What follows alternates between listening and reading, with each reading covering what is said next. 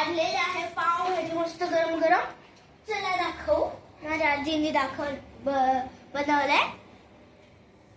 हे बघा आता मस्त गरम गरम पाव आहे. म्हणजे खूपच गरम आहे. भाजी आहे. माझं ताट आहे. एकदम सुंदर आणि छान आहे.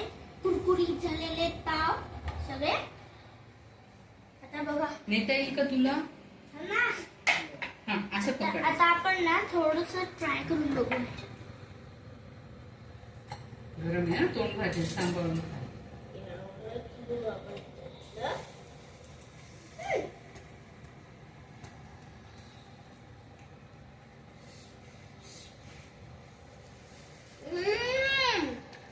एकदम टेस्टी. एकदम मध्ये झालेलं आहे.